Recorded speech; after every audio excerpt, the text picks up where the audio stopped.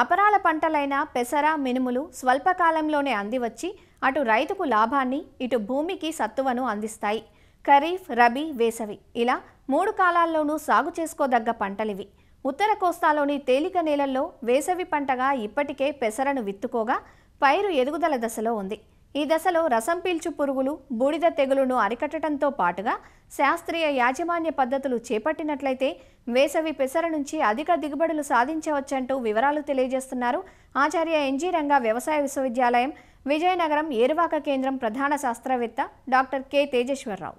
ముఖ్యంగా ఉత్తర కోస్తా జిల్లాల్లో వేసవిలో వేసుకునే అపరాల పంటల్లో ముఖ్యంగా మనం పెసరను చెప్పుకోవచ్చు. ప్రధాన అవరోధం రైతాంగం ఏం చెప్తున్నారు అనుకుంటే కనుక కలుపు సమస్య.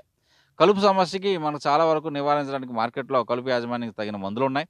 ఏదైతే మనకి ఈ హోదా ఏమైనా ఎక్కువగా నిర్మూలనకి ఫెనాక్సోప్రాప్ మిథైల్ మనకు మార్కెట్లో ఉంది. 9% మార్కెట్లో ఉండే నీళ్ళ మందు 250 మిల్లీలీటర్లు 200 లీటర్ల నీటిలో కలిపి ఎకరాకి పిచికారీ చేసుకోవచ్చు.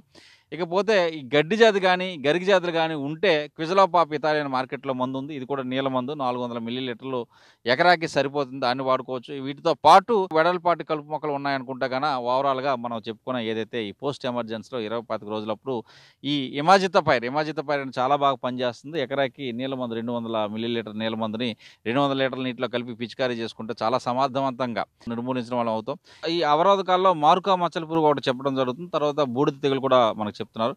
ఏదైతే సమగ్ర సస్యరక్షణ వీటి అన్నింటిలో మాట్లాడుకుంటూ ఒక ఎకరాకి 4 లింగాకర్షక బుట్టలు పెట్టుకోవడం ఈ మారుకాకి.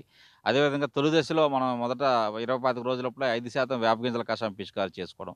అవసరం అనుకుంటే మనకు తర్వాత రోజుల్లో థయోడికార్బ్ 1 గ్రాము కానీ లేకపోతే ఈ 0.6 గ్రాములు ఇమామెక్టిన్ బెంజోయిడ్ కానీ 1 లీటర్ నీటి కలిపి 200 లీటర్ల ద్రావణాన్ని ఎకరాకి పిచికారీ చేయడం వల్ల ఈ సమగ్ర పురుగుల రక్షణ జరుగుతుంది. అదేవిధంగా బూడిద కానీ సిర్కోస్పోరా ఆకుమచ్చలు చాలా తక్కువగా వస్తున్నాయి. వేసవిలో తక్కువగా ఉంటాయి. కానీ వాటి నిర్మూలనకు అవసరం అనుకుంటే కానీ ఏదైతే బూడిద తెగులుకి హెక్సాకోనజోల్ మార్కెట్లో ఉంది. 2 మిల్లీలీటర్ నీటి చొప్పున వాడుకోవడం. లేకపోతే ప్రొపికోనజోల్ మార్కెట్లో ఉంది. అది కూడా 1 మిల్లీలీటర్ నీటి చెప్పి పిచికారీ చేసుకోవడం వల్ల ముఖ్యంగా ఈ బూడిద తెగుల్ని మనం నివారణ చేసుకోవచ్చు.